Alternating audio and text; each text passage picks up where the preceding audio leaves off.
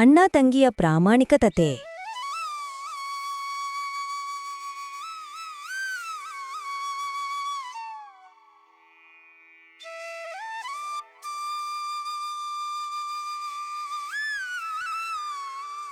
ಮಳೆ ಬಿದ್ದಿದ್ದ ಒಂದು ಸಂಜೆಯ ವೇಳೆ ಸಣ್ಣ ಹಳ್ಳಿಯ ಮಣ್ಣು ಗದ್ದೆದಾರಿಗೆ ಇಬ್ಬರು ಮಕ್ಕಳು ಓಡಿಕೊಂಡು ಬರುತ್ತಿದ್ದರು.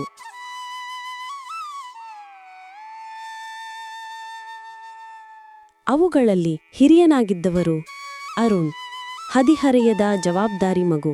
ಅವನ ಹಿಂದೆ ಚುಟುಕಿಯ ತಂಗಿ ನಂದಿನಿ, ಅವಳದು ಚಂಚಲ ಮನಸ್ಸು. ಅವರಿಬ್ಬರಿಗೂ ಬಾಲ್ಯದಿಂದಲೇ ತಂದೆ ತಾಯಿ ಇರಲಿಲ್ಲ. ಹಿರಿಯ ಅತ್ತೆ ಅವರನ್ನು ಸಾಕುತ್ತಿದ್ದರು. ಆದರೆ ಅತ್ತೆಯ ಮನೆಯ ಆರ್ಥಿಕ ಸ್ಥಿತಿ ಕೆಟ್ಟಿದ್ದರಿಂದ ಅರುಣ್ ತನ್ನ ತಂಗಿಯ ಕನಸುಗಳಿಗೋಸ್ಕರ ಏನೇ ಬೇಕಾದರೂ ಮಾಡುವವನಾಗಿ ಬೆಳೆದನು. ನಂದಿನಿಗೆ ಓದಿನ ಮೇಲೆ ತುಂಬಾ ಆಸಕ್ತಿ. ಶಾಲೆಯ ಪುಸ್ತಕಗಳನ್ನು ಮತ್ತೆ ಮತ್ತೆ ಓದುತ್ತಿದ್ದಳು. ಆದರೆ ಹಿಂದಿನ ವರ್ಷದಂತೆ ಈ ವರ್ಷವೂ ಹೊಸ ಪಠ್ಯಪುಸ್ತಕಗಳನ್ನು ಕೊಂಡುಕೊಳ್ಳಲು ಹಣ ಬೇಕಾಗಿ. ಈ ಬಾರಿ ಸಾಧ್ಯವಾಗಲ್ಲಯ್ಯ, ಮನೆ ಖರ್ಚಿ ತುಂಬಿದೆ, ನನ್ನ ಹತ್ರ ಹಣ ಇಲ್ಲ. ನಂದಿನಿಯ ಕಣ್ಣು ತುಂಬಿತು. ಅಣ್ಣನ ಹತ್ತಿರ ಅಳತು ಹೇಳಿದಳು. ಅಣ್ಣ, ಈ ವರ್ಷ ನಾನ್ ಪುಸ್ತಕ ತಗೊಳಕ್ಕೆ ಆಗಲ್ವಾ ಅಣ್ಣ? ನಾನ್ ಓದ್ಬೇಕು ಅಣ್ಣ. ಆ ದೃಶ್ಯವನ್ನು ನೋಡಿ ಅರುಣ್ ಮನಸ್ಸಿನಲ್ಲಿ ಒಂದು ನಿರ್ಧಾರ ಮಾಡಿಕೊಂಡ. ಅರುಣ್ ಹಳ್ಳಿಯಲ್ಲಿನ ಹೋಟೆಲಲ್ಲಿ ಸಂಜೆ ಕೆಲಸ ಮಾಡುತ್ತಿದ್ದ.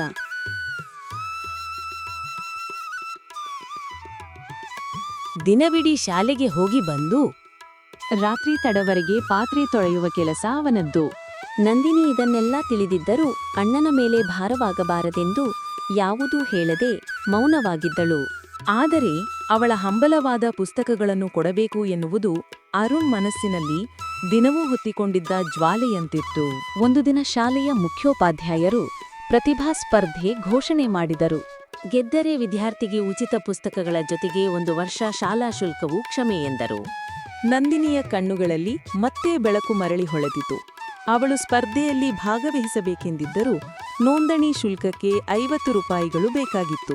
ಅದರ ಬಗ್ಗೆ ಕೇಳಿದಾಗ ಅರುಣ್ ನಗೆ ಮಾಡಿ, ನೀನು ನೋಂದಣಿ ಮಾಡಿಕೊ, ಉಳಿದದ್ದು ನೋಡಿಕೊಳ್ಳುವುದೇ ನನ್ನ ಕೆಲಸ.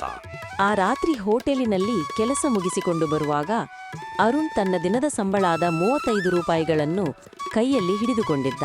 ಉಳಿದಷ್ಟು ಹಣಕ್ಕಾಗಿ ಮನೆಗೆ ಹೋಗುವ ಮೊದಲು ಅವನು ಹಳ್ಳಿಯ ಮೇಳದ ಬಳಿ ಕುಳಿತು ಕೆಲವು ಕೈ ಚಿತ್ತಾರದ ಆಟಿಕೆಗಳನ್ನು ತಯಾರಿಸಿ ಮಾರುತ್ತಿದ್ದ ಹಿರಿಯರೊಬ್ಬರ ಬಳಿ ಹೋಗಿ,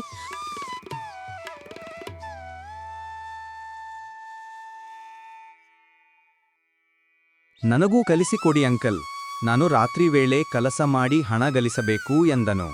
ಅವರ ಹೃದಯ ಮೃದುವಾದದ್ದು. ಅವರು ಕೆಲವೇ ಗಂಟೆಗಳಲ್ಲಿ ಅವನಿಗೆ ಬೇಸಿಕ್ ಕಲಿಸಿದರು.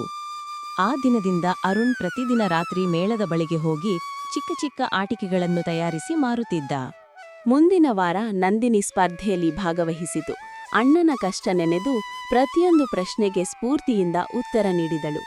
ಎಲ್ಲ ಶಿಕ್ಷಕರು ಆಶ್ಚರ್ಯಪಟ್ಟರು. ವೇದಿಕೆಯ ಮೇಲೆ ಮುಖ್ಯೋಪಾಧ್ಯಾಯರು ಹೆಸರನ್ನು ಪ್ರಕಟಿಸಿದಾಗ ಈ ವರ್ಷದ ಮೊದಲ ಬಹುಮಾನ ನಂದಿನಿ ಅರುಣ್ ಎಂದು ಘೋಷಿಸಿದರು. ನಂದಿನಿ ಹಾರಾಡುವಂತೆ ಅಣ್ಣನ ಬಳಿ ಓಡಿಬಂದು ಅವಳು ಕಣ್ಣೀರು ತುಂಬಿಕೊಂಡಳು. ನಿನ್ನ ಗೆಲುವು ನನ್ನದೇ ಗೆಲುವು ಎಂದ ಅವನ ಧ್ವನಿಯಲ್ಲಿ ಹೆಮ್ಮೆ ಕಂಗೊಳಿಸುತ್ತಿತ್ತು. ಅತ್ತೆ ಕೂಡ ಕಣ್ಣೀರಿನಿಂದ ಇಬ್ಬರನ್ನೂ ನೋಡುವಳು.